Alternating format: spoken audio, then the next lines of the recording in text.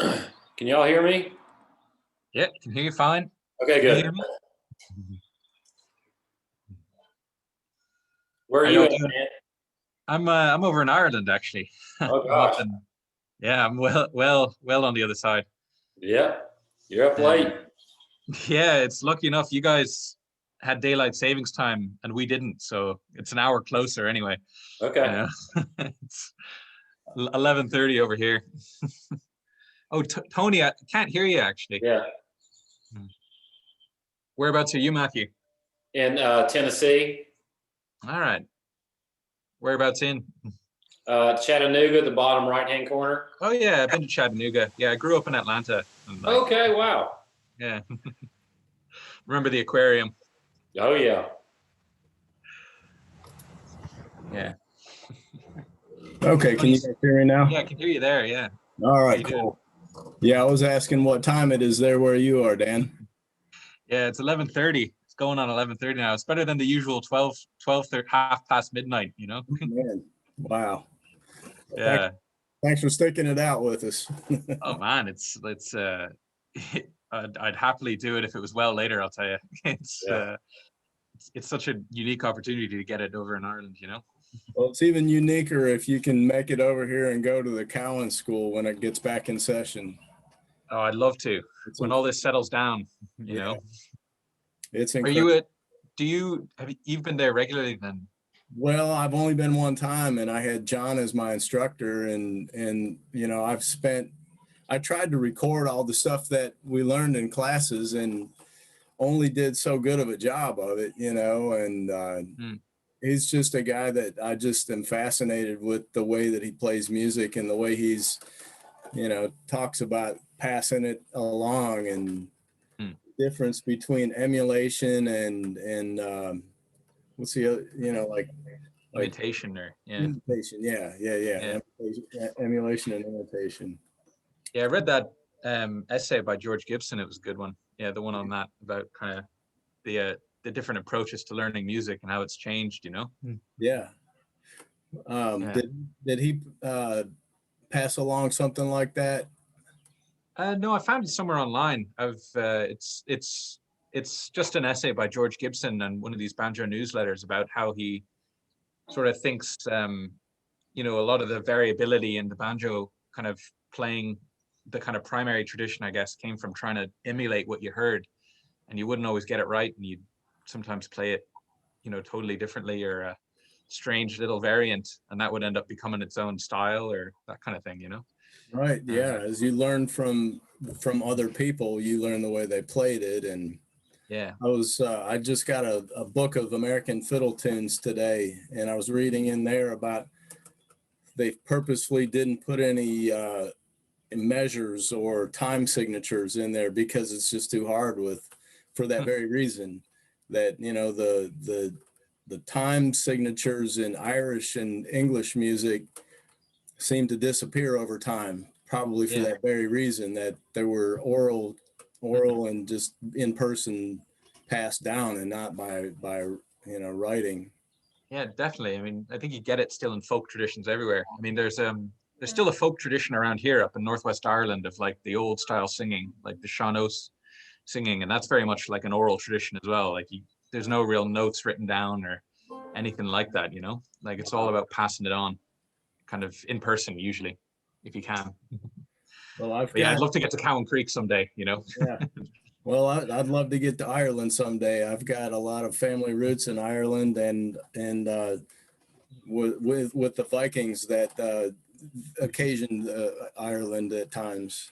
Oh yeah, I mean, there's an island off here, Tory Island, and yeah, that's where there's a lot of legends about the old Vikings out there. They used to come in pillaging on the mainland, you know, and like it's yeah, the the Vikings were no strangers to these shores back in the day. Yeah, they got around, that's for sure. True. Make metal wherever they went. Yeah, absolutely. They found some brooches and stuff down the bottom of the field here because I'm right on the coast up in the northwest of Donegal, and they found some kind of Viking brooches up down there that are in a museum over in Belfast now. But Wow, yeah, that's really wild. they say they got up to North America as well, up in Canada and all, Mhm. like Yeah, Nova Scotia and Brunswick and New Brunswick area. Whereabouts are you based, Tony? In Kentucky, Okay. northern Kentucky, about 15 miles south of Cincinnati. Okay, right. Lived in Michigan. I was born in Michigan, lived there till I was 10 on the Lake Michigan coast. But yeah, we moved here when I was 10, and yeah, so I've loved Kentucky ever since. Is there a lot of kind of picking sort of like places for like this kind of music, or is Cowan Creek kind of like one of the last sort of places to go to kind of get that kind of tradition, No, there's a lot. There's a pretty good sized old time community in Cincinnati, greater northern Kentucky region. There's throughout Kentucky, the same crowd that is connected with Cowan is also, spread out over much of the state too. So in fact, I'm going to visit one of the guys Friday named John Haywood, who's been a collector of songs and musician supporter of Cowan for years and years. So he's a really good fiddler, and I've known him through a couple different folks. Good people, man. Yeah, it sounds like it, Sounds like it. Well, I've got to get over there. If you ever get over to Ireland, shoot me a message or something, and I'll bring you to a Sean O session. Oh, that'd be awesome. Is your email address in John's emails? Yeah. What is it? Yeah, it is. Yeah, it's Conahan, dconahan@gmail.com. Conahan. Yeah, CONNAGHAN. If ever you're coming to Ireland, just shoot me a message, And I'll definitely make it to Kentucky someday, Right on. Yeah. Keep us all informed if you're coming to Kentucky, man. Oh, Good definitely. stuff to see and a lot of good people to interact with. Oh yeah, for sure. I went to one of it was the largest old time festival in Europe. Actually, it's in the UK. I went there last year, and that was a funny one as well. There you had this whole mishmash of people from all over Europe that had found their way to the music and various strange tributaries. It was. But I'd love to go back and go to some of the smaller festivals in the Appalachians, like the Dock Boggs Festival, a few like those kind of small ones, Yeah. Clifftop is probably not very small anymore, but that's a pretty important one. Yeah, is that good fun? Is it? I mean, it looks huge. It looks kind of like a seminal experience you got to go through at some point. Yeah, I don't know. I went one time and I showed up I left my house at 3 a.m. and got there right at dawn and made my way up to a point where they said, "Now, young man, are you a partier or are you an appreciator of the quiet?" And I said, "Well, I'm not much of a partier anymore." They said, "All right, head up to Geezer Ridge." That's great. I went until I couldn't go anymore, and then the people who were there were like, "Well, I guess you made it, didn't you?" We're finally far enough away from them. They just took me right on in, and I just joined a family that I didn't even know about. That's great. Yeah, it's awesome. Yeah, it looks great. Like I think a lot of the people that play at Clifftop were at this festival. Like yeah, it looks good. I've always wondered, is it all like round peak, or do you get kind of like two finger style and like also all different types, In the campfires you get all different types, but like there's this round peak sort of theme going on there that I still don't I understand what it means, but I kind of favor like the East Kentucky styles and the variability. I don't like somebody pushing me back. I felt like I escaped some categories. I don't feel like being pushed back into a category. Yeah, no, I get you. Yeah, I mean, that's the thing. I mean, I came to all this back when I was, like a young teenager in Georgia, just through Roscoe Holcomb, and really just listening to lots of, Roscoe Holcomb and Folkways, mountain music of Kentucky and stuff. Right. So like, it was kind of a bit of a strange, it was just a bit of a strange, like to see the whole scene, just like it kind of like session tunes kind of just be round peak style that I didn't really know a lot of recordings of, like I hadn't listened to a lot of that kind of round peak style before going to those kind of festivals before. But yeah, it's a pleasure to find someone like John who can teach the type of style that I've always, listened to so much of, Yeah, right on. Yeah, the other instructors are just as good too. I'm taking 2 other classes, one with a student of John's, Montana Hobbs, and another one with Nathan Kaiser, who is connected with Eastern Kentucky University and in their traditional music program and fiddle tunes. So they're usually in person though, aren't they? They don't usually do online ones. This is just because of COVID and all, isn't it? Yeah. Right. Yeah. Rich Kirby's on. He's pretty involved with Colin, but he tends to have a computer that the sound and he can't talk with us. So Rich, we know you're there. We love you. No, hiya, Rich. Yeah, come on if you ever have a chance, man. Oh, absolutely. Yeah, I'll definitely get there. I've been meaning to get back for a while, Like I moved over to Ireland when I was like 17, from Georgia, and then kind of went to university over here and moved around a bit over in Europe. But do you ever find yourself with a brogue with a southern accent? yeah, I mean, it helps for singing these songs, I'll be honest. It's like the thing was the Georgia accent, the Atlanta accent wasn't too strong anyway, kind of dropped off. That's true. Dropped off quick enough, but yeah, it definitely makes me feel a bit less like an impersonator, when I'm singing a song from Eastern Kentucky or something, Well, that's but wild. I mean, there's plenty of these songs that are covered on this side as well, like like Love Is Teasing, I think there's a Gene Ritchie version. I mean, that's a straight up Irish song. Obviously Barbara Allen and all these are all kind of they're common in the folk repertoire of Ireland, Well, I plan to retire in about 3 years, and hopefully we'll be able to do some traveling then, maybe spend some time. I thought it'd be fun to work on a farm and find some places to play music. Oh yeah, I mean, myself and my girlfriend, we've got not a big farm, but we grow a lot of our own food up here, and we're kind of I work as an ecologist usually during the week, so Nice. I do for Birdwatch Ireland, and so we've got our own little farm, and we just play music as much as we can. People around here. Hey, Rich. Here's Rich. Sent a message there. He's telegraphing us. Yeah. But yeah, I mean, there's plenty of stuff like that, like good kind of simple farm living out in the countryside.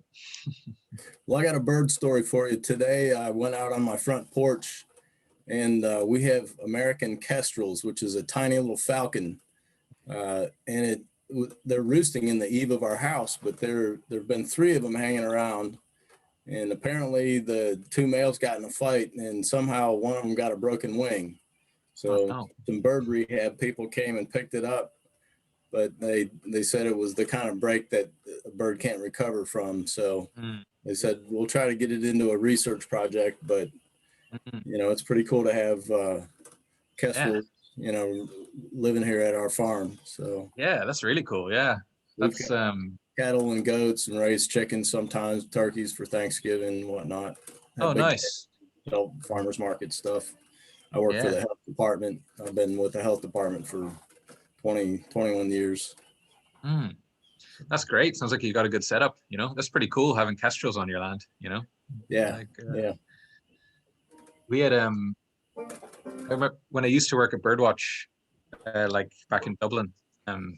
We had a baby peregrine falcon get turned in, and we had to feed it for about 2 weeks. I remember just raw mince with tweezers because you couldn't get your fingers anywhere near it because they'd take the tip clean off your fingers if they could. Wow. But I remember having to put it back up we tried to get it back up in. We found the nest and tried to put it back up in, and it was one of the most harrowing experiences with the mother peregrine just flying above, dive bombing you at every opportunity chance while you're trying to lob it up into the nest as quickly as you can and get away. But yeah, it was sure was something.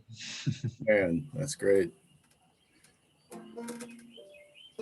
a word from John. He'll be along. Oh yeah. A lot of times he goes like 15, 20 minutes over, sometimes half an hour. Oh yeah.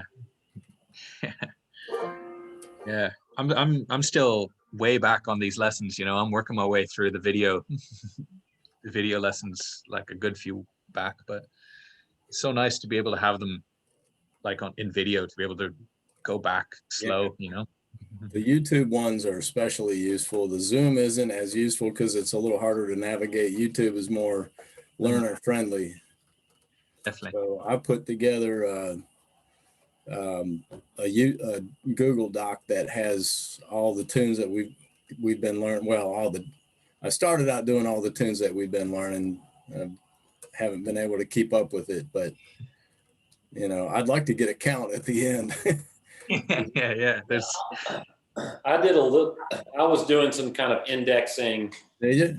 for a few of them, but yeah, if you end up with anything that you have, and if you want to send it, and then if there's anything that you don't have on there, I didn't do much. I maybe worked on a couple of them, but that would be useful to me.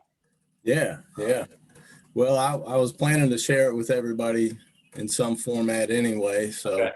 I might convert it to like a Word document and send it around, but with the live links on it. And, you know, I tried to keep the tunings and what songs were in what tunings. And, Great. you know, it was a great idea if I had kept up on it. You know, I've got like, 5 weeks of homework to do. I know, it comes thick and fast, doesn't it? Yeah, it sure does. But it's a lot more friendly of a format than the way I had recorded John and just recordings on my phone. And like, it's so hard to, know what is where and which, I don't know. There's only so much time in the universe. And, at the end of the day, I'd like to spend all day cataloging stuff and then learning from it. But, Yeah. I'd take as Gotta much. work.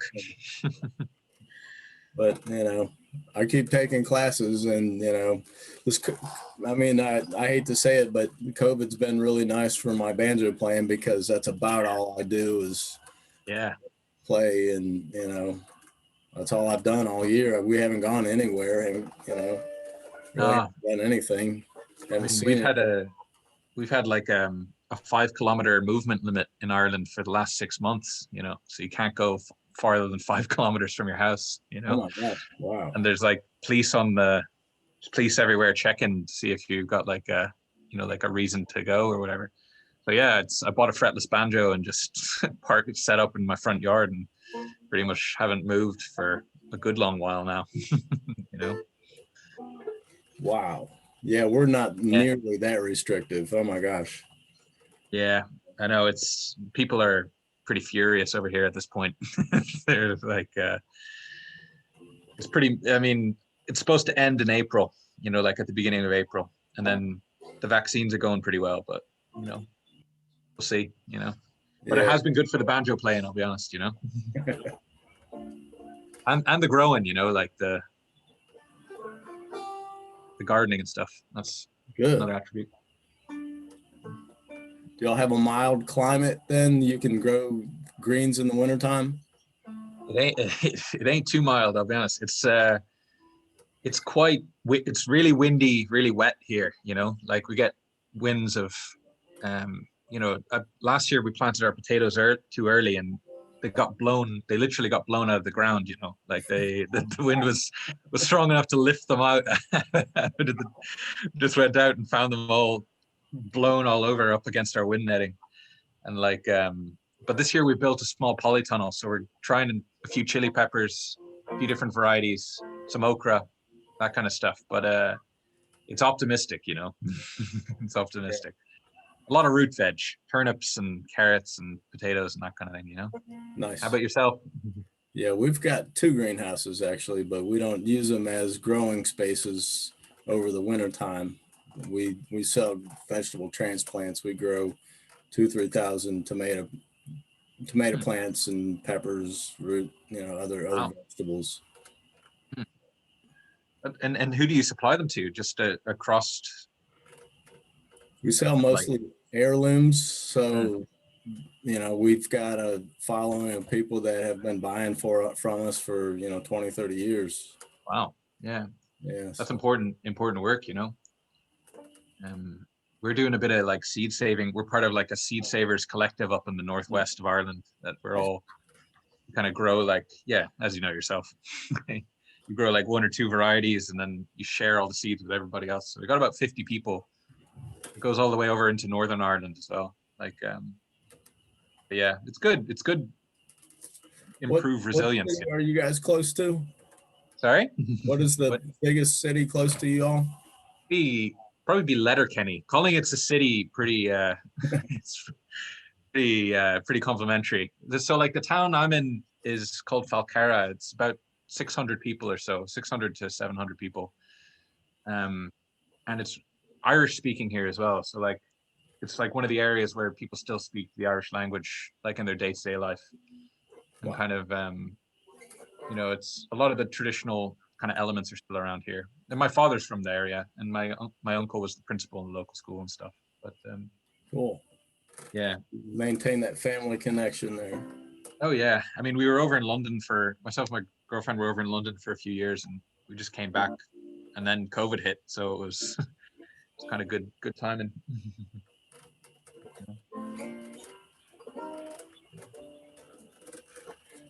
Well, I can't remember, Matthew, do you remember if John said that this was going to be our last class, or is he doing another one to make up for one that he missed? I was wondering today as I was getting on, like, was last week the last class? And because up until the 8th class, I thought it was just 8 weeks. Oh yeah, man, you've had a bonus then. Well, for the next few classes, and then I went and looked, and it did run. So I'm not the best person to ask. So yeah, it's been a good long run now. Yeah. We're going to do next, I guess it'll take about a year to learn all these tunes, I won't learn them all. I'm still working on Callahan. Yeah, I was working on Callahan as well. Yeah, I was getting working on his back thumb kind of back thumb stuff for hook and line, and just working it into all other tunes as well. It takes time, Yeah, and I joined the Facebook page back when he started that, and so I was already had like a lifetime's worth of stuff to work on, but just couldn't pass up the opportunity. I mean, like getting 2 lifetimes worth. Exactly. Yeah. What's the Facebook page? I'm not sure I know that. It's a private Facebook page that he started back when the shutdown started, and so you would. And his idea was that he was going to have a lot of time on his hands, and for $100, you would send him $100, and you'd be a lifetime member of the Facebook page, and he was going to work real hard to load it up with material. He put a bunch of stuff on there. Might ask him after this. Send him an email and see if I can get on that.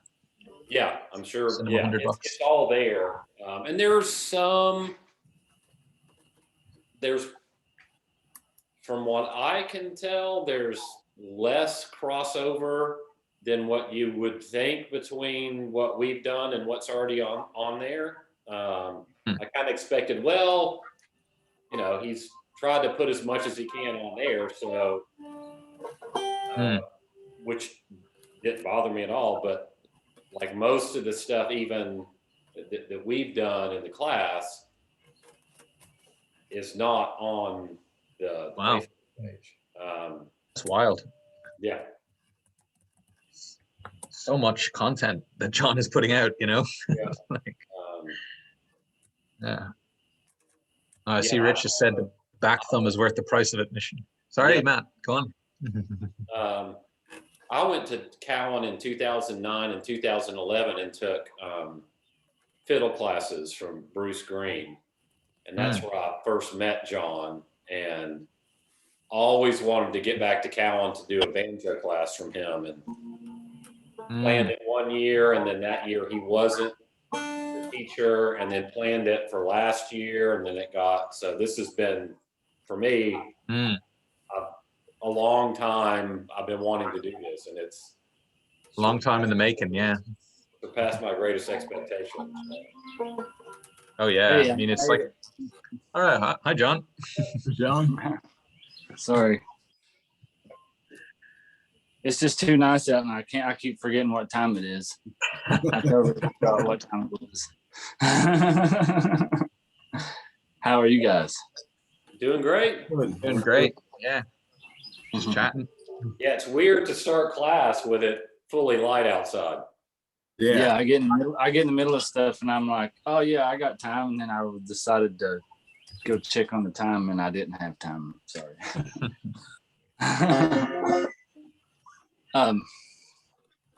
Well, this being the last one, I figured, I would let you guys kind of like ask some questions, or or just see if there's anything I can't clarify or play a little bit more for you, or just anything like that. Just to sort of wrap it up. I mean, it's almost been such a long run of classes that it's been almost a lot for me to even kind of digest like what we've even done. Like with Cowan, I usually have a like day to day. I kind of remember, easily what we've been working on. It'll go where this week to week for an hour stuff. I kind of lose track just a little bit of not really lose track, but I'm one of those banjo players that sometimes forgets more than what I know. I mean, I know stuff. I just need joggled sometimes. And I know we've covered a lot of ground, and we've went into some stuff pretty technically, broke stuff down really, basic. And I want to hear from you guys. Like, what is it like from you guys that you want me to maybe like do again, or is there something that that I might know that I've probably forgot? You know what I mean? That kind of a thing. Or if you have just a general question, any kind of questions, banjo related, of course. Have you ever tried to learn any of they're just a very small handful of John Salyer banjo recordings. I know he does. Where he plays the banjo? Yeah, I think Train on the Island. I don't know that I've heard that. I mean, I've tried to play a lot of his fiddle stuff, but they're just, and maybe like 1, 2, or 3 where he plays the banjo, and he's one of the most, it's like really, really powerful stuff. Where would you find that at? It's on the CDs that can get from Berea. Okay. And I'm sure they're on the Berea collection. I have a CD of all of it. It was supposed to be like a collection from Berea, but I don't know that it had banjo playing on it though. Well, there's one CD that you would order that just had one CD, and there was one that's a double CD. And I think the single CD was the first one, and I think they took the best quality recordings of his fiddle playing. But it may only be one. I think it's more than one, and he could play the banjo. Yeah. I always wonder like how many fiddle players started off as banjo players. They were as an accompaniment, as being the fiddler's accompanist, and then when the fiddler, passes on or whatever, the fiddler goes somewhere, or departs or whoever, it's almost like then the banjo player takes up the fiddle or something like that. So, I wonder, Bruce Green, I always ask Bruce Green how he learned how the best way he learned his fiddle tunes, and he said to play banjo along with the fiddlers, Yeah. and then he learned, and then he would go back and play, remember the tunes, or at least that's kind of how he talked about it. Roger Cooper talks about, them passing the fiddle around and nobody playing, fiddle together. You know how at mountain music school and at camps and stuff, they have these big giant jams. Roger Cooper, when he taught at Cal, and you couldn't get him to teach the jam class because he had a hard time with the all of these fiddlers playing together. He said the best way they learned when him and like Charlie Kenny and a lot of those folks up there, they would pass around the fiddle and accompany, they would accompany the fiddler, and then they would remember the fiddle song that way, and then kind of emulate it. And they never really played like right along with that person. I can't. I can go to a jam session and bring a banjo. I've gotten to where I don't do much of that. I just feel like I've done enough of it. But yeah, I can't play a fiddle and hear what I'm doing when other people are playing a fiddle. Right, I get it. Yeah, I don't know that I've ever really tried to jump into a big jam like that with a fiddle. I'm one of those people that if a jam looks pretty big, I'll tend to just maybe stand and listen to it, and or if I got a guitar handy, or if it's a tune that I like, sometimes I'll just kind of maybe pull out my instrument, and just kind of feel around quietly, you know what I mean?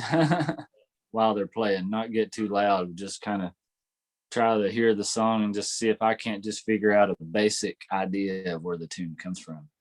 But with jam sessions, I've jammed countless hours with people like Bruce Green and Jimmy McCowan, so many old time fiddlers, that would play a tune after tune after tune sometimes. And I might go home with just one of them in my head, Yeah. A lot of folks will tape record jam sessions and stuff,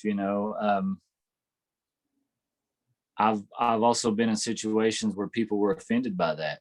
A really extreme situation at the the American Fiddle Tunes Festival up in Washington State, when folks were trying to just tape record everything. They were tape recording just hanging out on the porch. They were tape recording every time every time. Well, I was staying with Bruce Green. I was a substitute for Lee Sexton, and Cora Lloyd, Bruce's wife, really knocked heads with some folks from like having their tape recorder out all the time. She felt like it was a little bit of an invasion that way, that it was a little bit like just taking, like the music isn't just for the taking, I guess you could say. I guess that was how a lot of folks feel about it, which it's an interesting concept, how you feel about that sort of stuff, how you feel like is the, right, like Zoom versus, being in person, you know what I mean? It's like there is a difference, there's stuff I wish I could, that I feel like you can never get even on the screen, on this screen. I could show, that you would just totally get if you were sitting in the same room with me, or we were playing a tune together, and just casual observance. I learned a lot from hearing old timers play the same tune in different situations and how they would change it depending on where they were at and in what situation, whether they be playing for a dance or just casually for a show. It would be very different. You can listen to old recordings and hear that in old recordings. But you notice, I noticed it a lot with Lee, how he would play. He had, if it was dance time, like square dance time, he would play tunes that you could play for a long time and it wouldn't wear you out, you know. But if we were playing for a gig, he might play more complicated stuff. Which something I was thinking about before class was, you know, we covered a lot of ground. We talked a lot about, you know, the different aspects of the banjo. You know, you've got like banjo tunes. You know, you've got like the banjo as an accompaniment to your singing, and then you've got like the banjo as an accompaniment to a fiddle tune. And then whatever, but that's kind of like the three little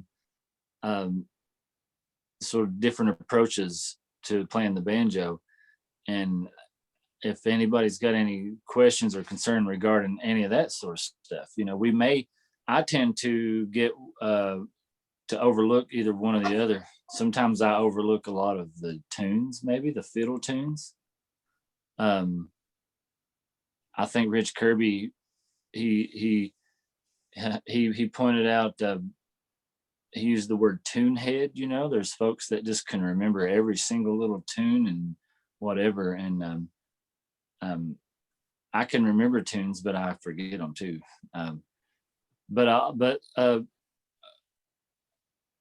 You know, the stuff I've been showing you, you know, the idea is to be able to take that stuff and apply it to all of that stuff. You know, you want to be able to use, you know, these accents of the rhythm to play along with the fiddle. You want to make the fiddler sound good. You want a fiddler to want to pick you as their banjo player, maybe, you know, because they know, you know, that you're going to push them. You want to push the fiddler to play harder, you know. I've been in the situation where I was a fiddler, you know. That's why I'm intrigued by you mentioning, you know, John Salyer, and because, you know, I was the banjo player. I played along like in Rich and the Po Folk, and a lot of my fiddle tunes that I can remember and play, you know, were tunes that we've played that I picked up just from accompanying either Rich or Bruce or Lee, stuff that I could just remember. So anything you want me to sort of go on about, anything that I've maybe not touched on, I think there's still so many variations of tunings and stuff, you know, so many little things that we could play around with. And but I encourage everyone to try to, you know, if you like to play the banjo, just to keep playing. That's the number one thing. Getting some of these tunings, and there might be a song or something like that you like a lot. That I'll show you another little cool tuning that we didn't really touch on. Hey, John, at some point, you talk a lot about groups of tunes based on the tunings that you've been going over. And maybe if we could spend a little bit of time today at some point, you know, going over some of the songs you're playing, Rubens or Cumberland Gap, or, you know, it'd be nice to kind of have a list of those grouped up tunings like that. Sure. Yeah, I tend to, when I'm playing around at home or whenever, even if I, one of my favorite times to play is maybe on like a Sunday morning when I can go outside with like a cup of coffee and just play some banjo tunes. You know, I'll almost always kind of play that way, the way you're talking. You know, I'll play what tunes I feel like playing in a certain family or a certain key, and then I might retune. I tend to, once I get into a key, if I'm just playing for my own amusement, I'll, you know, try to remember. I'll try to stay in that key for a pretty long time. A key we didn't go over that was one of the last tunings that George showed me before I moved from Little Doubles was what he called the Lonesome Road tuning. And so it's the last tuning we were in, last class, remember we were talking about, I like calling it OG, you know, the John Henry on the High Side tuning. Sandy River Bell, some people Sandy call it. River Bell tuning, or just F. And so if you were in that tuning, you know, you had your F string here.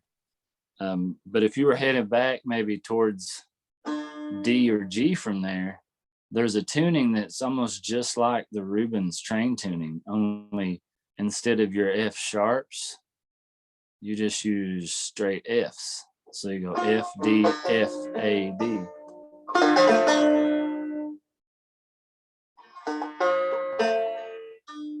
And it's a really, really like sad, sorrowful sounding banjo tuning. And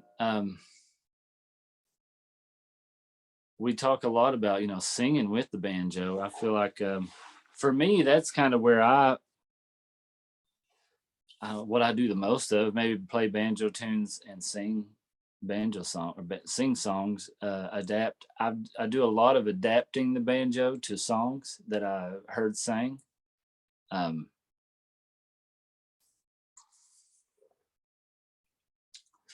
Just because I feel like the songs, the old timey songs, there are just so many of them, and there's just so many memories that I have of people just singing songs, and there's a lot of just recordings, you know, that I've, you know, to listen to that, you know, some folks are just singing on,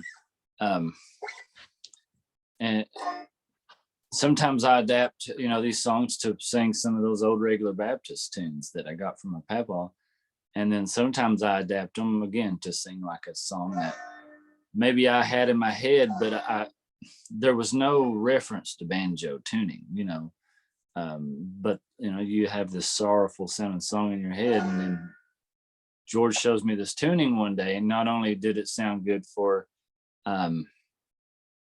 look down this lonesome road, but it also sounded really good for another tune called that I've been singing, called A Young Lady in the Bloom of Her Youth, which Rich is on here. I think he's familiar with us playing that tune. I had came up with one way of playing it. I actually struggled. I liked the tune. I remembered the words. It was a real just sorrowful tune about a mother losing her child. I'll sing a little bit for you here in a second, but I had found a way of playing it, and I was singing and playing around with the tune before I learned this tuning. And when I learned this tuning, I was like, it immediately hit me. That was the tuning for this song, you know, that I was trying to play it in the wrong tuning. And that happens sometimes. I'll get a song in my head. You know, I might not have heard a banjo version of it, but I'll think, man, that would make a good banjo tune. Or, oh, there's a great banjo key that I could, you know, certain songs have a certain meaning to me. And so I go find this banjo key. But to look up, look down this lonesome road, the cool thing about it is it's like sad Reuben.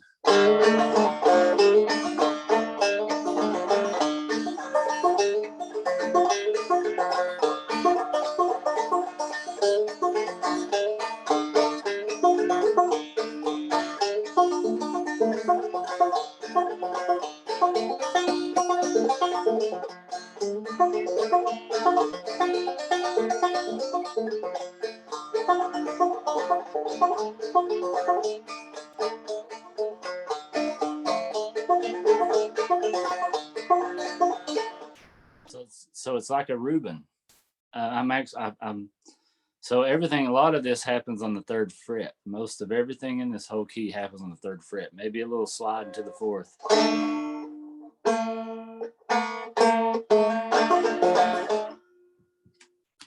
Let me check tuning in case you guys are playing along out there, and I don't want to be just like, I don't want to be just a whoa, sharp.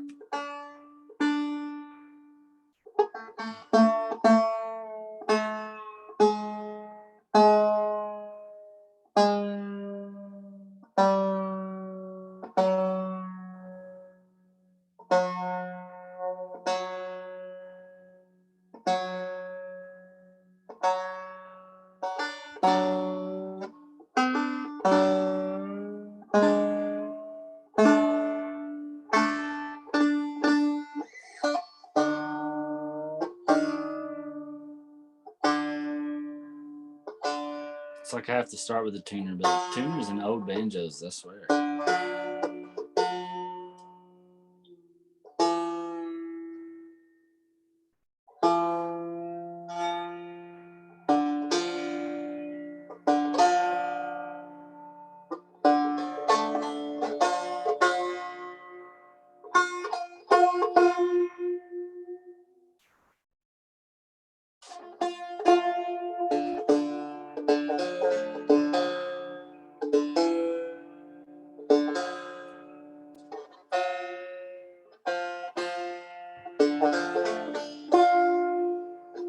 Glad I decided to check that.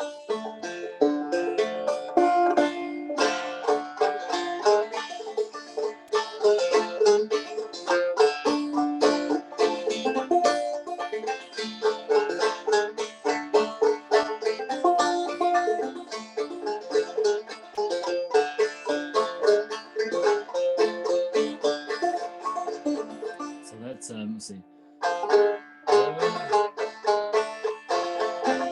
Look up, look down that lonesome road. Go hang your head and cry.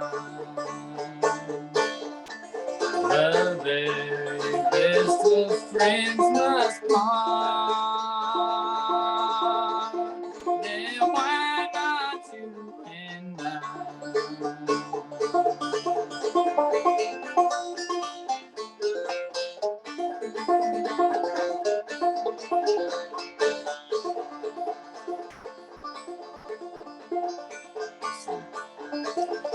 It's 40 miles to the cross. It's 60 to the sea. And I relate to the fight. The many old married man.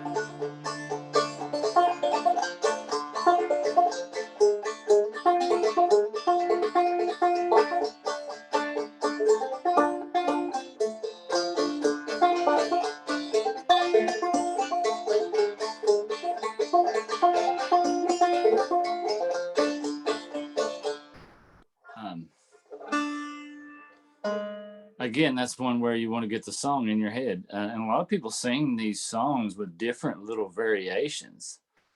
Look up, look down,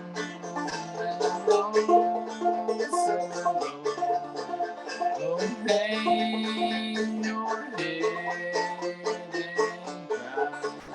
Sorry, but I've heard people sing it in that low register instead of the high. But I like look up, look down that lonesome road. And this is, it's all on that third fret.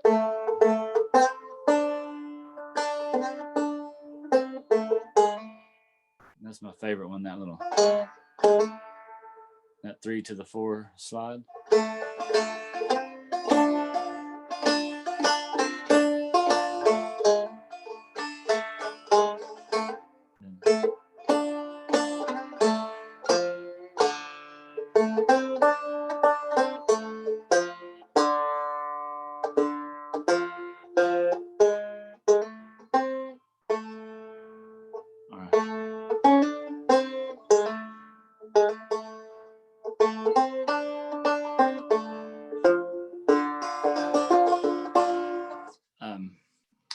But the song I'll play you,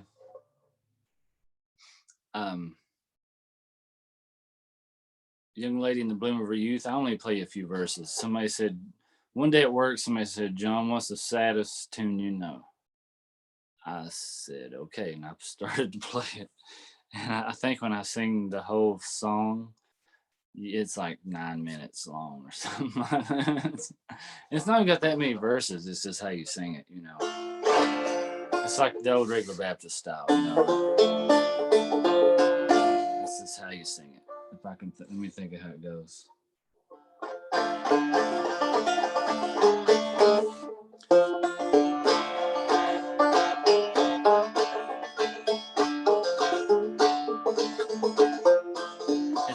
what you like. Lonesome Road.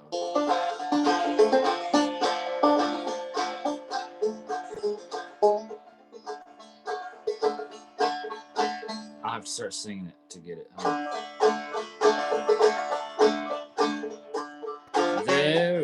There was a young girl in the bloom of her youth.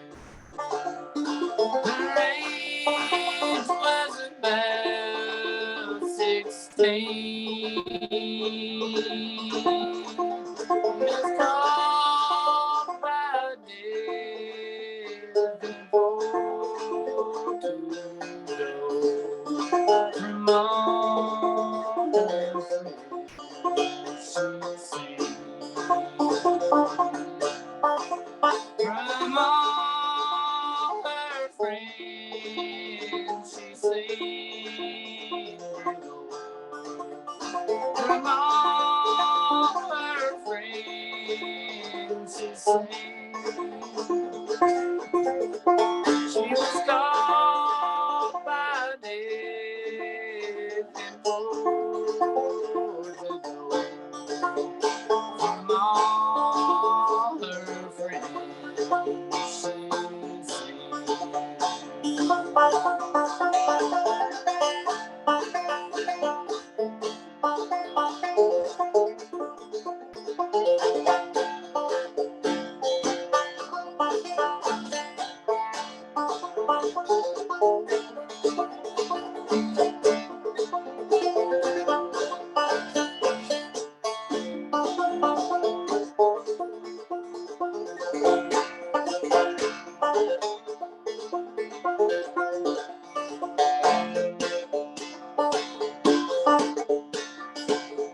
but it keeps on going like that.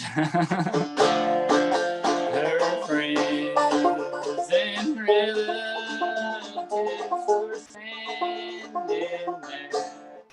Her friends and neighbors were standing there. Their hands were on their heads, saying, Lord, have pity. Lord, let's see, no way. They all just bowed their heads,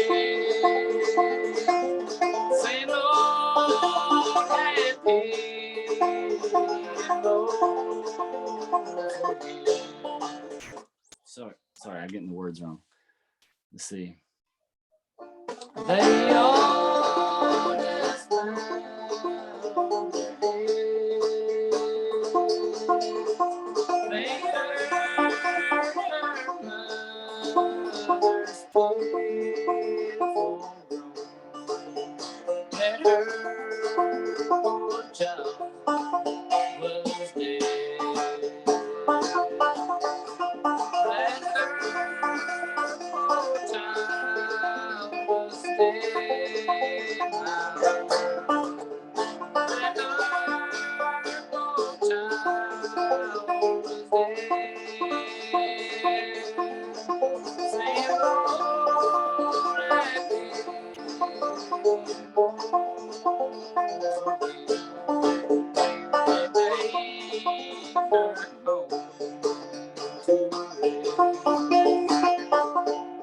Something like that. I'm thinking too hard about it, is what it is.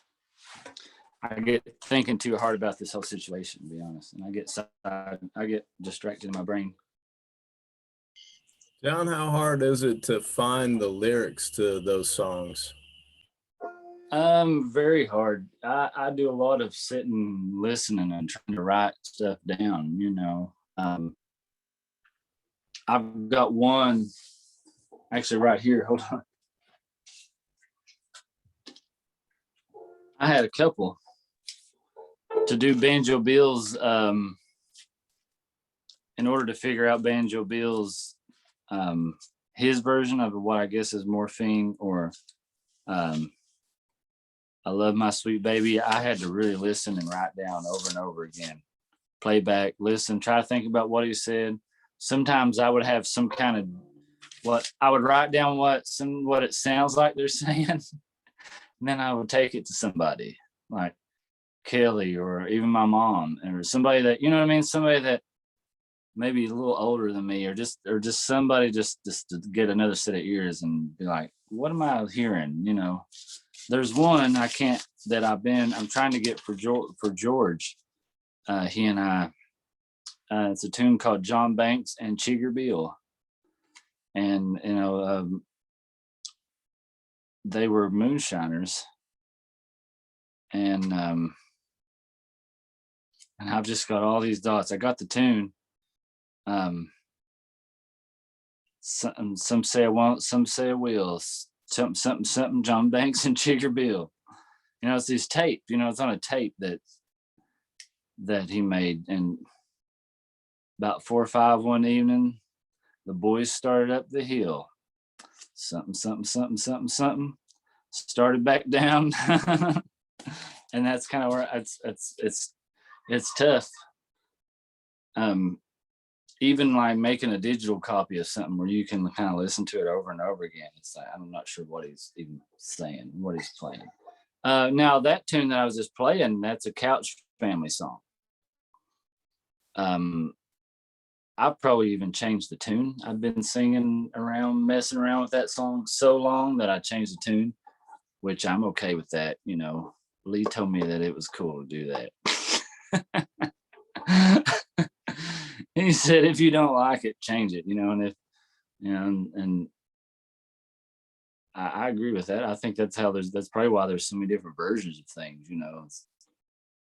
Nobody ever has nothing to, you know, nobody had the internet to go back and check what they were doing, you know, go back and say, you know, how many beats did John Salyer hold that little crooked note there at the end, you know, when in reality, that could have been, that one recording could have been the only time he did that crooked note. And now we're like, that song has a crooked note. But that tune there is a Couch Family song in that Sang Branch Settlers book. I don't have it here at my house. I have it at the shop library. I think has some of the words to it all on there, maybe. So much of what I know these days is from just so much memory from a time when I really was kind of ate up with all this stuff. John, Rich was asking if you know Banjo Bill's version of Fair and Tender Ladies. I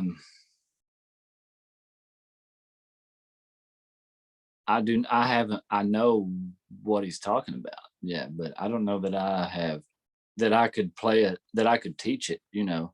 I'd be learning it like you guys. I've played it before. And I feel like on these recordings, there's 2 versions of that. I would have to look into.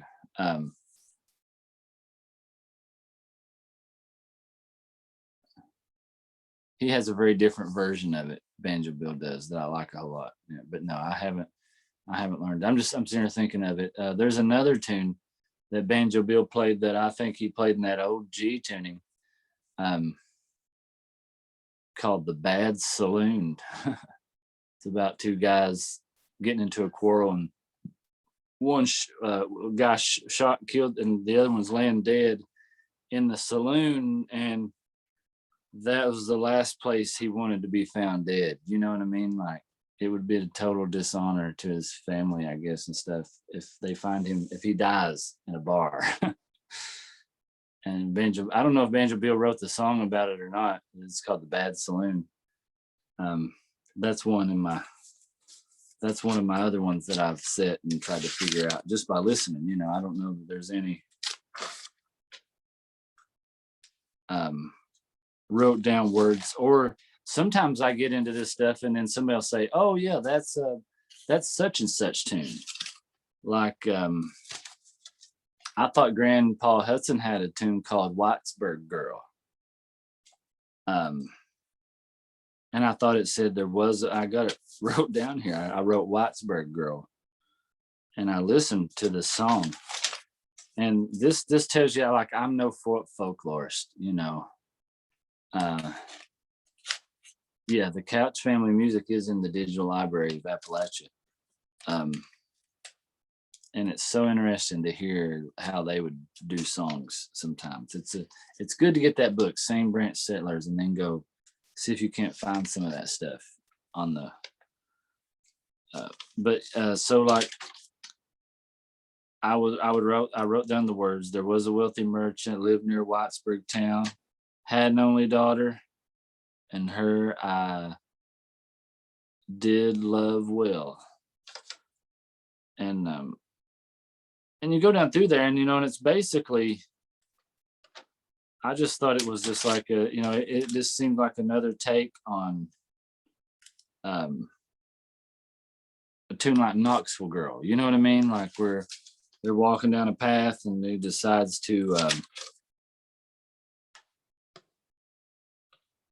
take a stake off the fence and strike her in the face, kind of deal.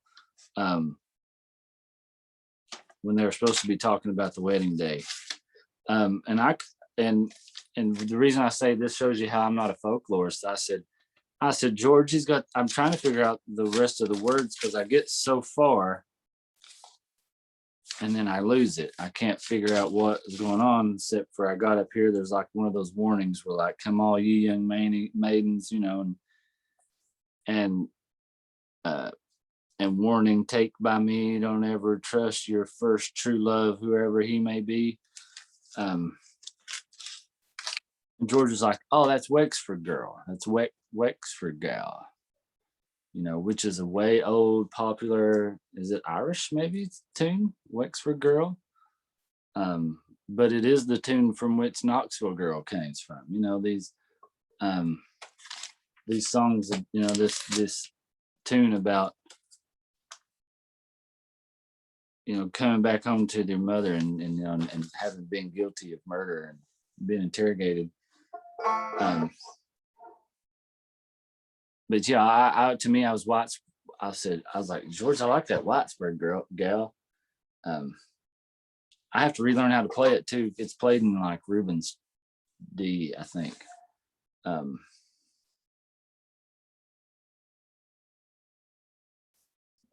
But yeah, that kind of stuff,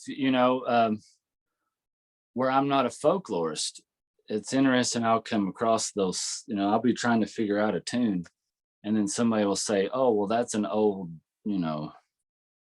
English ballad, or that's an old Irish ballad. And what you're hearing is, an American version of it, basically.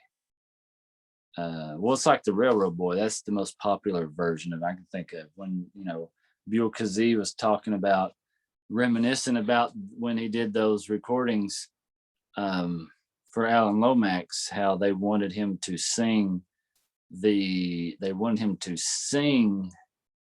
Butcher's Boy, but he had sang Railroad Boy his whole life, that he still accidentally sang Railroad Boy. When it came down to the actual take, he sang Railroad Boy, even though, and I think on those recordings, it listed as Butcher's Boy. He explains it on a Smithsonian record that I think is pretty interesting. If you don't have that Buell Kazee Sings and Plays, it's put out by Smithsonian. I had read that he hated that CD, which it's not the best CD as far as like just listening to music. He does a lot of just explaining and playing a little bit. It's almost like he's giving a workshop, and by the end of it, he's singing old regular Baptist songs. And I tend to sort of tune out a little bit after listening to him so many times. But the June Apple record, now that one is like, that's a record, and I think Buell Kazee was real proud of that, they said, when they put that one out. But the one Sings and Plays is good to go back and listen to him reminisce about, the culture surrounding the music, a little bit. talking about what it was like to pick up the banjo and play on an evening, you know, and they asked him if people just sing along and all that stuff, and he was like, no, nobody's tried to sing along with you. Nobody, you know, he would just say the banjo players would just sort of provide a little bit of something for the night, a little bit of entertainment. Said a lot of time he talks about how it would take forever to get the banjo in tune, and he described it as the banjo player looking for the right mood. He would say you can't just pick it up and just start playing a tune. You know, you have to be in a certain mood, and I agree with him totally, especially when it comes, for me personally, when it comes to old time music. You know, there are seasons that I don't hardly pick up the banjo or the guitar or any of that. And then there are times of the year when I'm playing all the time. There's times when it seems real appropriate, and there's times when it doesn't seem real appropriate. There's times at work when I will play for hours at work and neglect everything that needs done just to play some banjo and, like, you know, cut loose a little bit. So the Zoom stuff and the pandemics has made music playing a little interesting. I got real motivated a year ago when the pandemic first hit. You know, a year ago today, I didn't have a job or anything. And this was all I had to do was get on here and try to make videos and try to do something, you know. And now I'm in one of the busiest seasons I've ever had in 17 years of doing what I do. That it's almost so overwhelming that to get away and play some music has been real hard. And it's unexpected. It's totally all this for this time of the year. Usually right about now, it's starting to really pick up as we come out of winter and the spring. But due to all this corona and all these stimulus checks and tax refunds and stuff, people are just like, they're mad. They want tattoos yesterday, you know.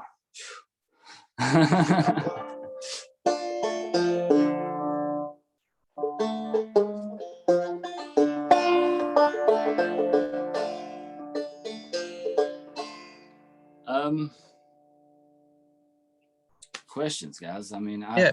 Sorry, John, that book that you mentioned, the connection's real bad up here in Ireland. Was it called Okay. Song Branch Settlers or something? Sang.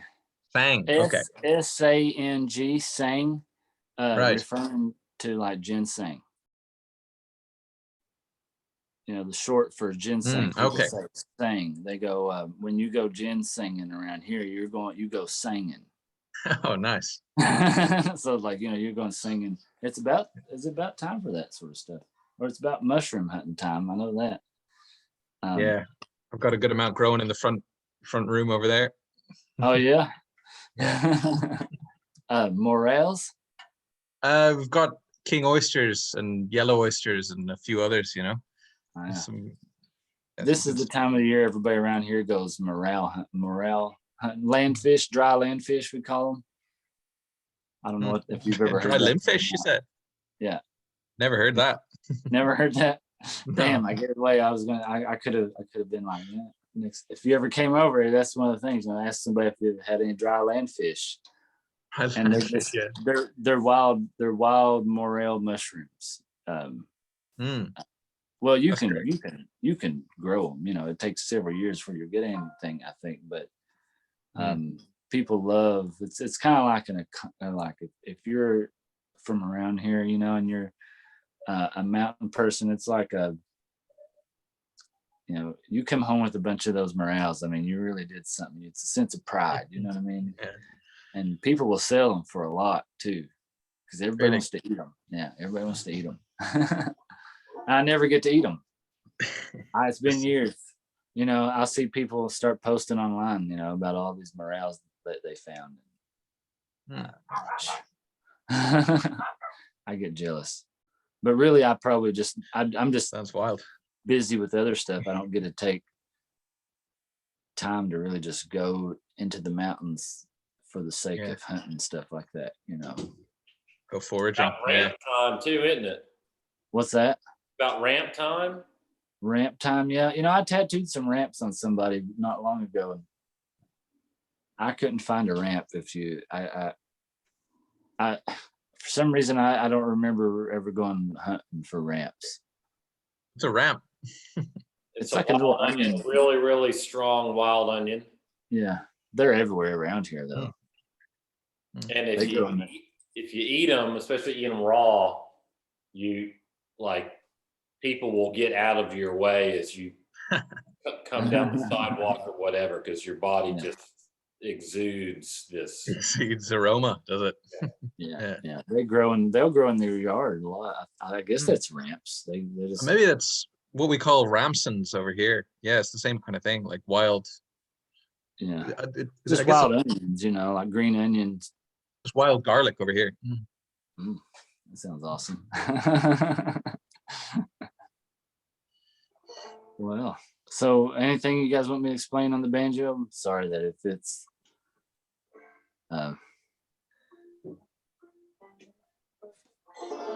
kind of like, I mean, I feel like as far as what we've covered and as far as a lesson, other than just me teaching you some other random tune, you know, I don't know. There's not much more I feel like I can like sort of drive home. I guess I like teaching the banjo more about showing you these things and letting you kind of apply it to your own stuff rather than you taking something I'm playing note for note, you know, and spitting it back out to me. I have some of the to me, one of the funnest things about playing the instrument is discovering a lot of, you know, of the tunes and stuff. I've been playing a banjo version of Jenny Get Around for years and years that I like to play. It's just as complicated as it is on the fiddle, it falls out real easy on the banjo, but I've been on the high part putting a bunch of back thumbs in there. Oh yeah. Having a whole lot of fun with. So did I ever play you my version of it? I've never heard you.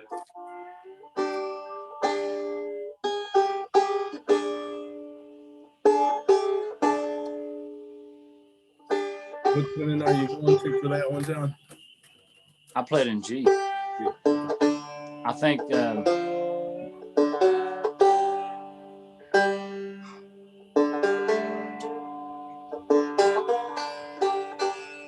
Salyer may have played in cross A or cross. It's a cross tune on the fiddle, I think. It is. But you know, I played this tune like this, like I'm gonna play it to you, and you know, Lee guessed it. Lee plays Jenny Get Around, but you know, his is a little different. Well, I thought Lee's was different, and then I played him this one day, and he said that's Jenny Get Around.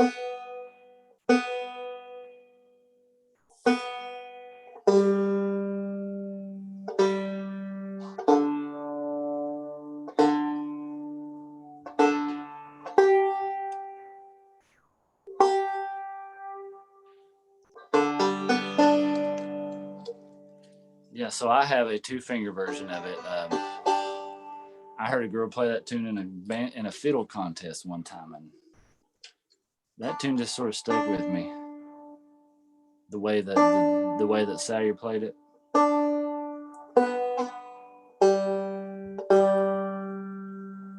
And I've probably changed it.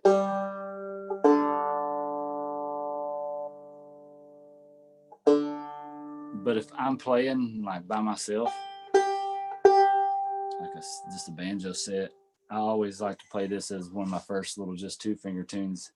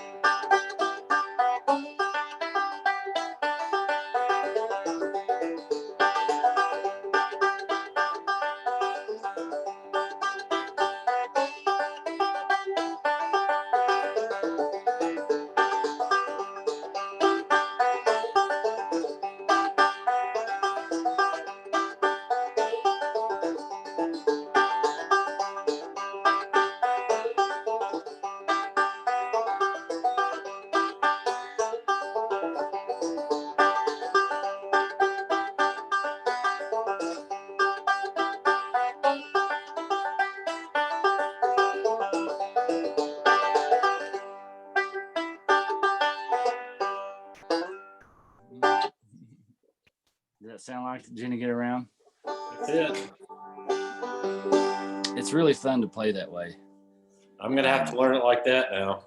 because it's a little bit crooked and it has some little fun things in there. Like just doing that, like because you're going from like a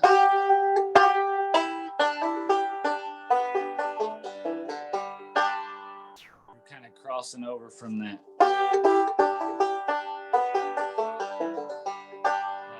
index leading to thumb lead.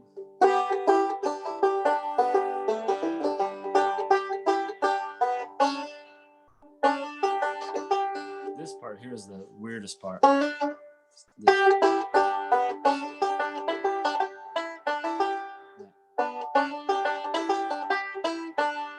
So it's like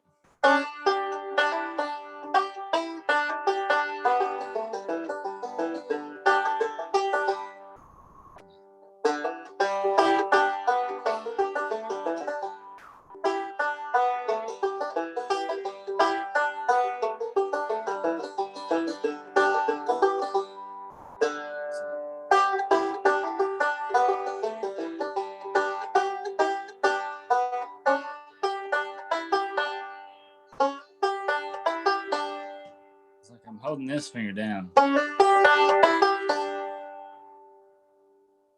YouTube will slow this down for you one day.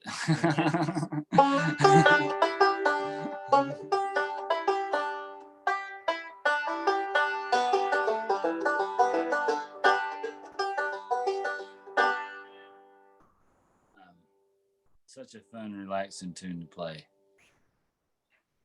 Yeah, it's one of the few tunes, I think strangely, that I play on the banjo and the fiddle. I like my repertoire on those two instruments is mostly really separate, not by just what draws me to banjo tunes isn't the same thing that draws me to fiddle tunes. Yeah, I like that tune on the fiddle. It's one of the few tunes I can play on the fiddle. What'd you ask Dan about Roscoe? Oh yeah, no, I was trying to work on East Virginia Blues. He does a version in G, I think. I don't know if you've ever played it, or there's one version he does on guitar on Mountain Music of Kentucky. But you think he's in G or do you think he's in modal? I've always played the tune in a modal tuning.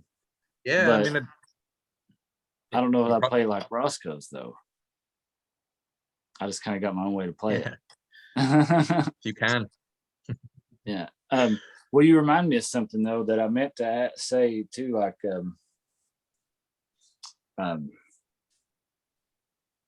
Roscoe. Like when I think of East Virginia blues, you know, I'm also or East Virginia. I think of Bill Kazee having recorded that tune as well, and Lee had a tune that was like Lee and his Uncle Morgan had a tune that was like Railroad Boy, only they called it False Hearted Lovers Blues.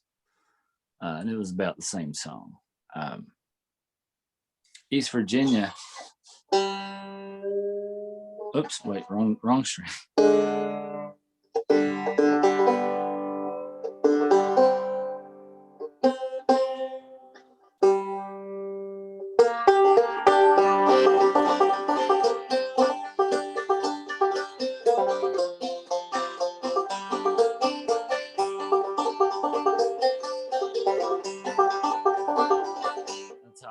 That's how I play it.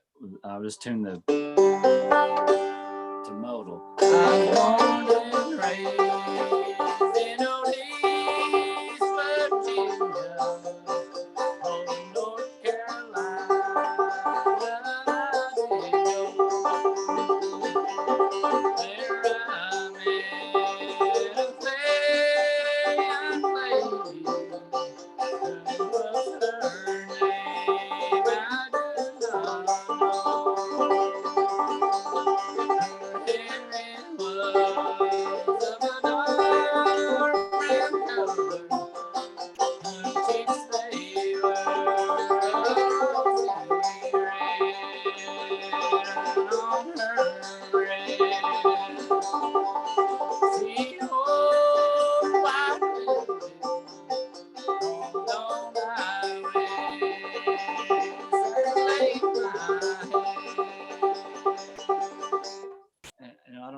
if Roscoe used that tuning or not.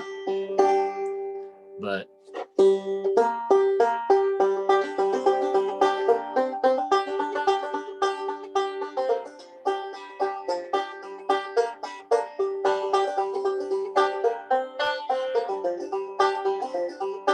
you know, Roscoe and Lee and other banjo players have a way of doing some of those modally tunes, you know, out of just straight G.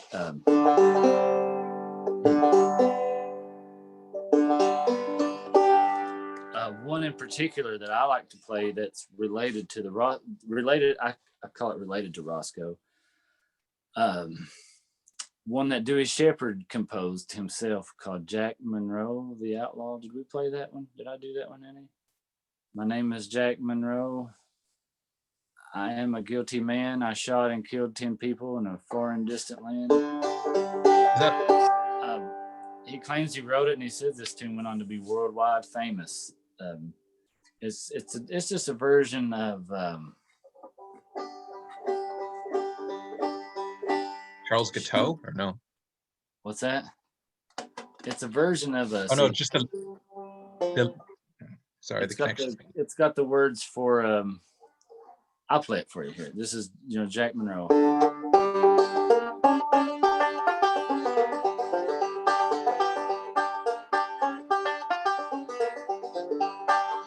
So you can easily tune this string up, you know, but Roscoe and Lee both would play modal G-ish kind of tunes, you know, by. My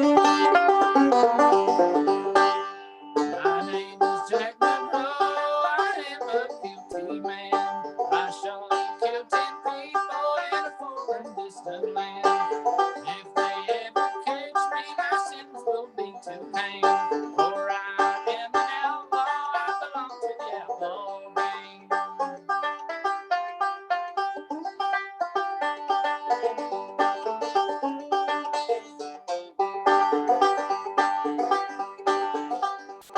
I traveled through some cities, I came to a little town. I got into some trouble when I shot that police down. And if they ever catch me, my sins will be to hang. For if they ever catch me, my sins will be to hang. For I am an outlaw, I belong to the outlaw gang.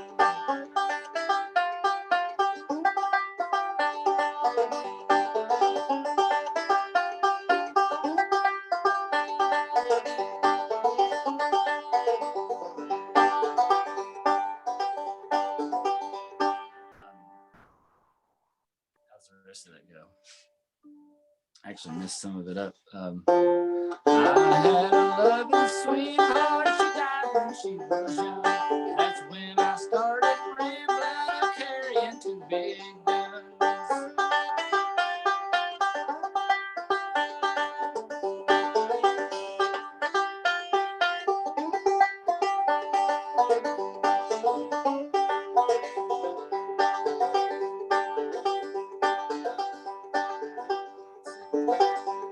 When I lay down to sleep, I got troubles on my mind. I'm thinking of the past and the one I left behind. I crossed the Rocky Mountains, I crossed those rocky hills. I crossed the Rocky Mountains where many a man I killed.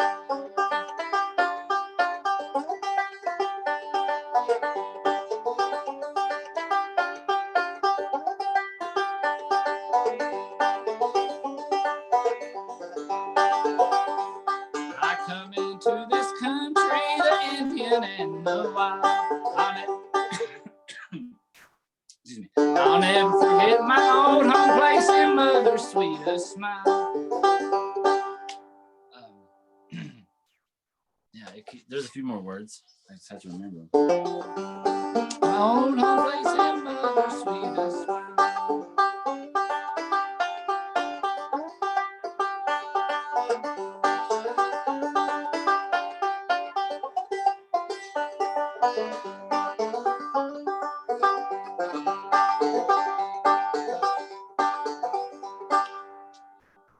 That's very Roscoe-esque, you know. Roscoe's crossed the Rocky Mountain, you know.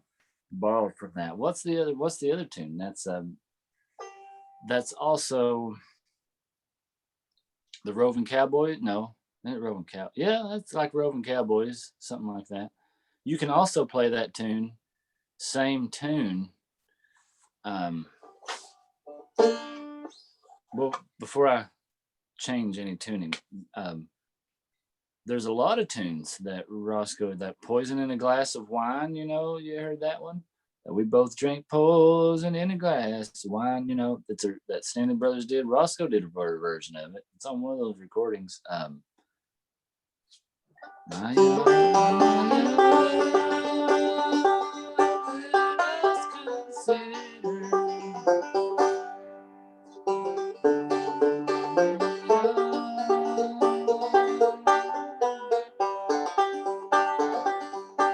a lot of that.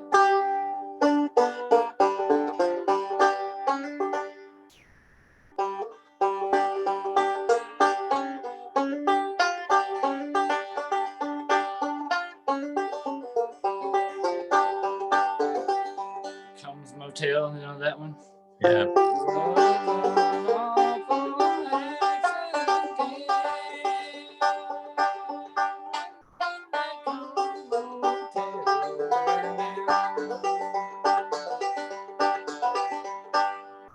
a lot of those tunes that are just in straight G that have that.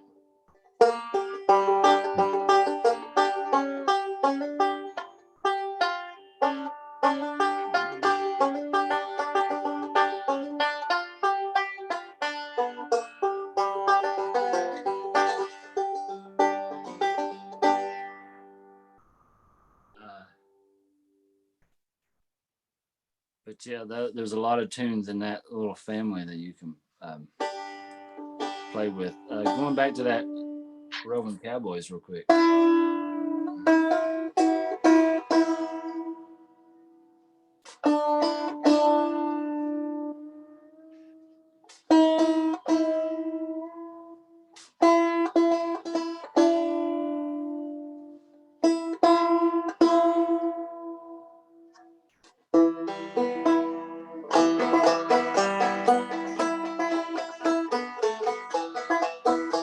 You tune your this string to E, I guess.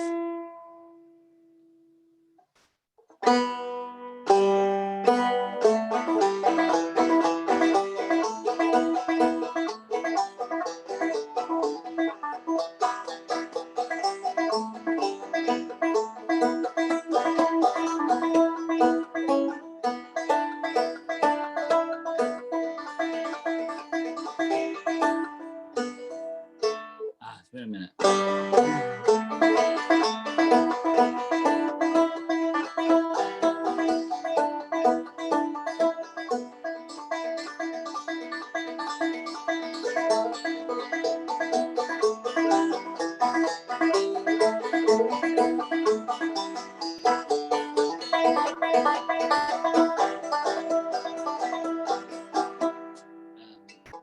Buell Kazee had a lot of those tunes, had a handful of tunes. Lady Gay was played like that, sort of in a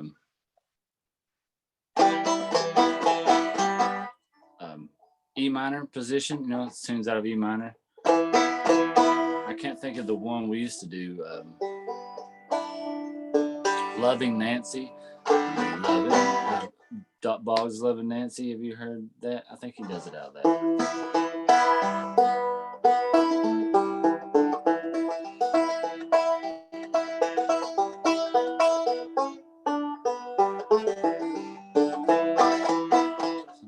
Sorry. I will have to get practiced up.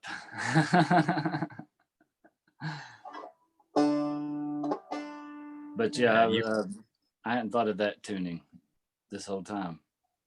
It makes me think of another tuning or two where there's another tuning where you can tune this string up to like an E and this string up to A.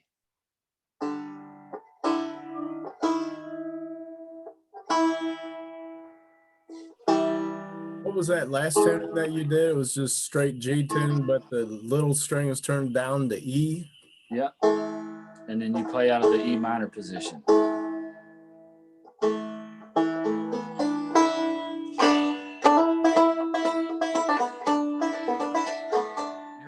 Hammonds family? They're from West Virginia. I'm a good friend of Dwight's. Dwight. Yeah. I don't know anybody that's a Hammonds family tune, but some of their tunes filtered over into Kentucky, you know. Well, they came up from Kentucky. They left East Kentucky to get out of the Civil War and went up to West Virginia to get away from. Oh, really? Well, they had a tuning for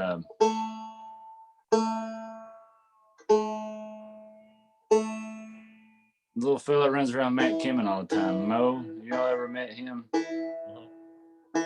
He always requests this.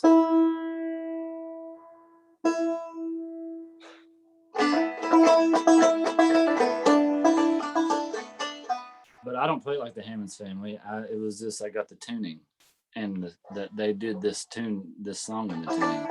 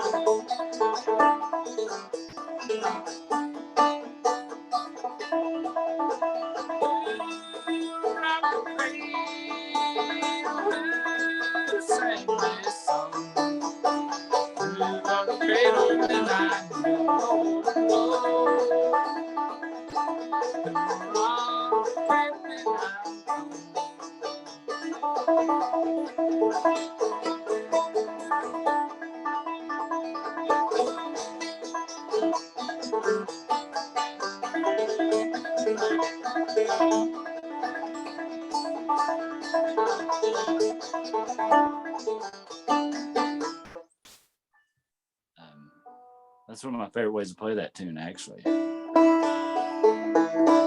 It's like a Mobley tune. It's like E, A, B, D.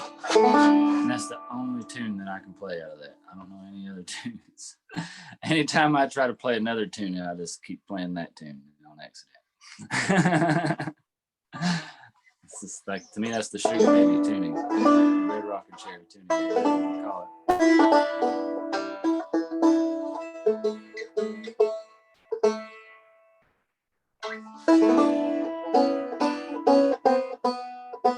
It's one of those tunings where you don't get too many notes on a string. What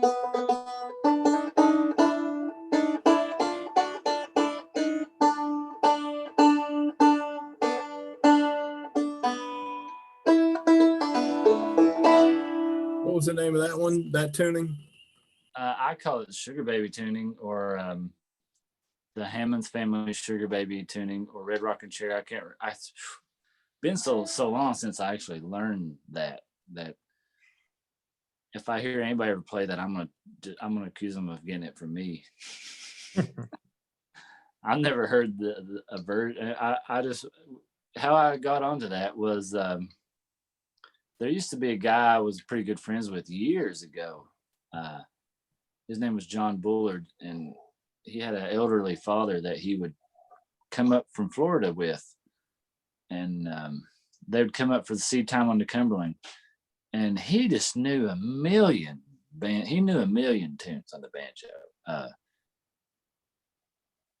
Now his style was, a little to be desired for personal taste, but he could play tunes. And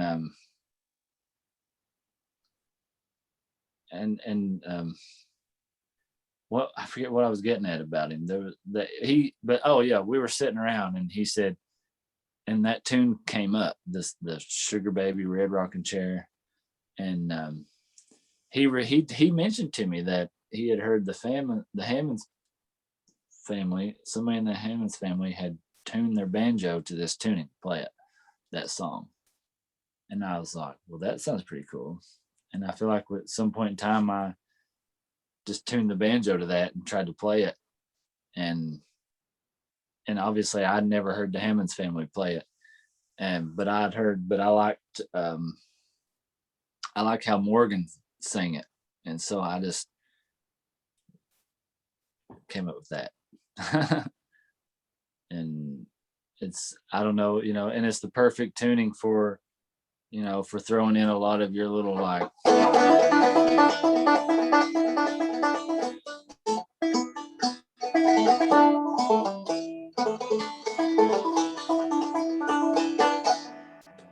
lot of that stuff we went through.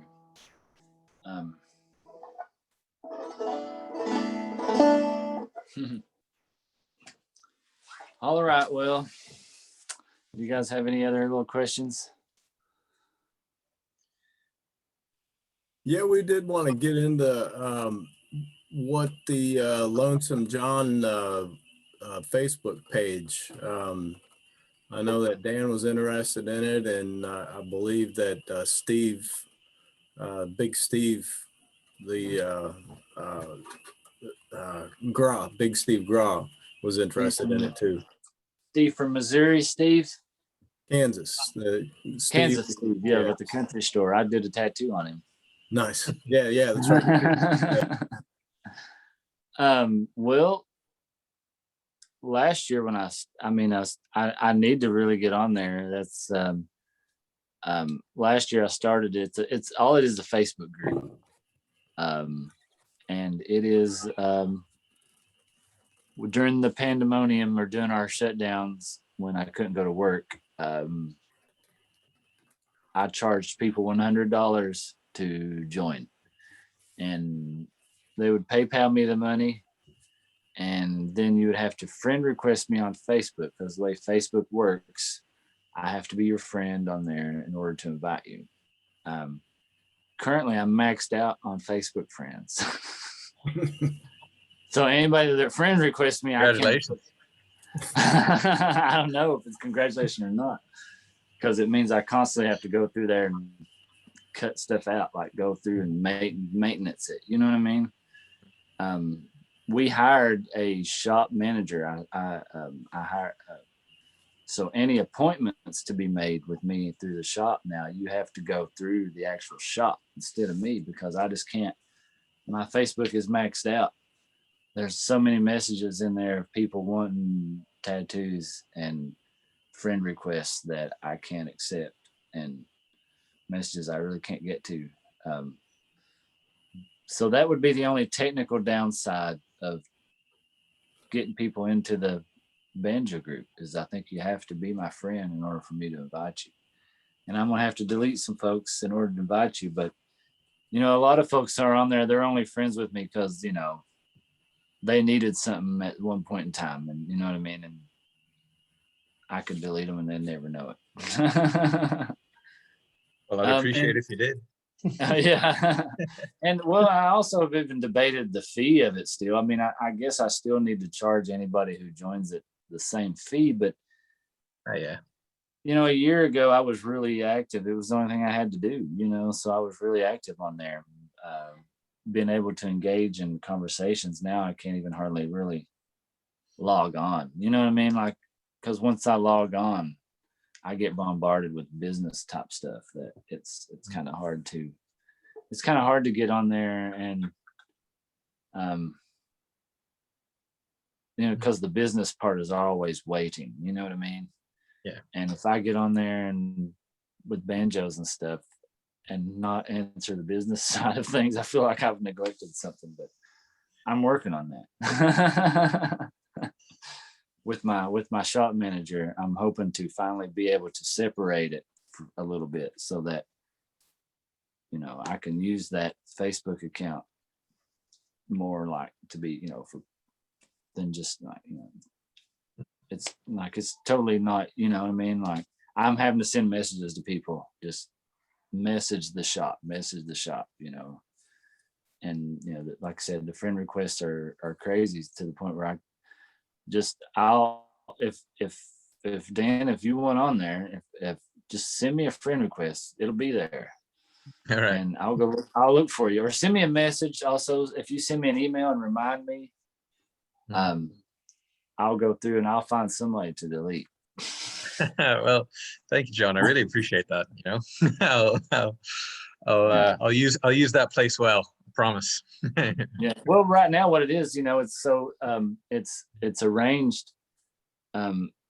It's kind of cool. It's almost like a little archive maybe or something at this point in time. And even the discussions, I got a lot out of the discussions. I learned a lot, about just certain things, because there's so many different people that had subscribed to that group. There's people that live right down the road that are in that group, and there's people that are all the way around the globe,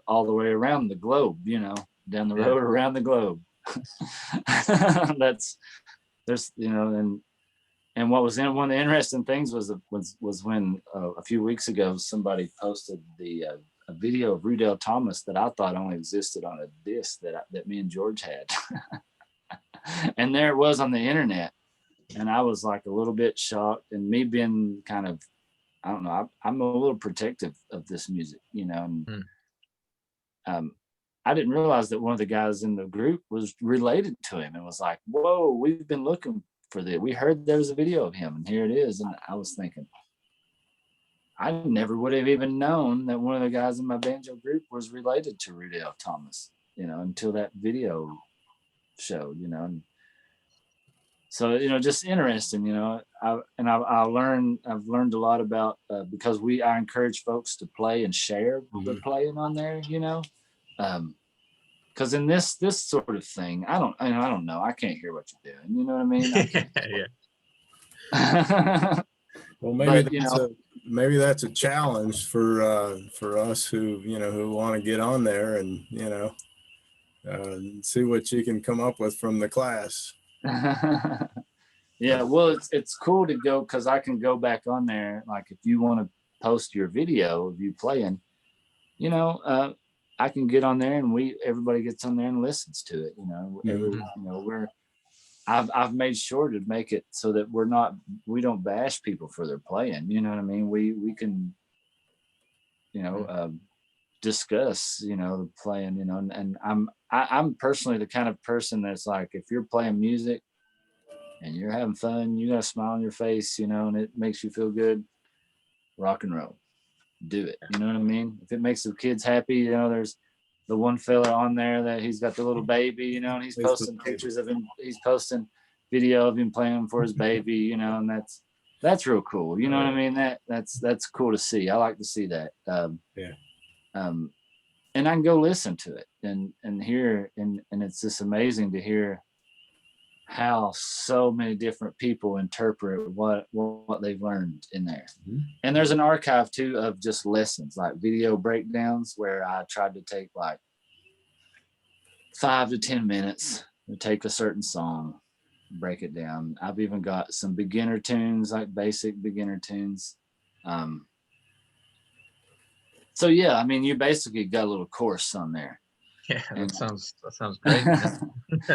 And some cool people to talk to and listen to them play. I mean, it's pretty nice. And I never get to see the thing about Cowan that we never get, and it kind of bothers me about Cowan, to be honest, is they make it all about the instructors sometimes, and they try to give the chance for the students stuff to play, but half the time I'm sitting there teaching class to the students, and I don't really ever get to see them in their home, and I don't get to see what they do with this when they go home.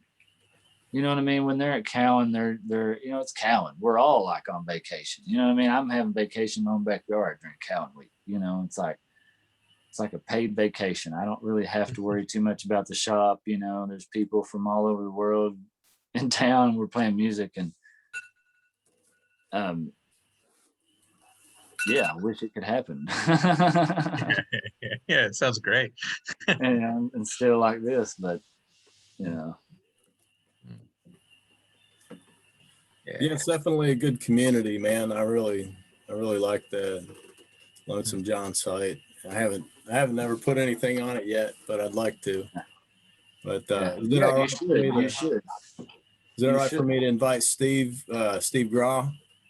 Yeah, I'm already friends with him on Facebook. There you go. Well, He just gotta be fair and send me the $100. I don't want to. yeah. I'd had I thought about waiving the fee after so long, but then I realized what I was on there. And if I had a DVD box set or something selling the same stuff, it'd be like Yeah, man. No reason to waive that, I reckon, John. I mean, Okay. that's a whole amount of information that Well, it's just like for the same reason that it's not fair for any of us to share the links to this class, because Right. Yeah. like all of y'all paid for it. It's not my right to devalue what you paid for to like True. give it away. And yeah, it's got a value, yeah. And, Yeah. I mean, and it's as I've said a few times, I got my $50 worth out of this class from Callahan. So don't be shy about it, John. Please. Yeah. Wow. Seriously. No, for sure. I appreciate that. I appreciate it. Yeah, I mean, it's yeah, $100 And bucks I is a want steal, people man. I'm interested in enough people, new people, to I hope that you'll continue to, there's enough on there for a lifetime, but I hope that you'll trickle stuff onto there as time. Yeah, I'm sure I will. I'm sure I will. Whenever I get little free moments, I'll think about that. Like it's this has been a weird time, especially once my work kind of got back rolling. Mhm. But yeah, I will continue to make little things for that page here and there as it sort of comes up. And then there's just times when I just can't be present on there. I'm just so busy doing the other stuff that getting on the phone kind of bugs me a little bit. Well, I think Cowan not happening this summer. I'm almost afraid that I may not teach Cowan due to the fact if it's going to be like Zoom again. I just don't know if me personally can do it. Glad I caught you for this one then, John. Yeah. I've kind of talked to Carla about it. Like they just decided to not have it, and I get it. I understand the stuff and all, but it's just so hard to get on here and do this. For me anyway, that's why it becomes the whole like I like Cowan because I'm off work and we're all together and all that sort of stuff. And this is okay, this once a week meeting thing, but it often, just due to my life currently, it often has been like, oh my gosh, I got this class at 7:30. But, it's, I'm not going to complain about it because I personally am the kind of person that needs reminded to take some time out and, play some music and not.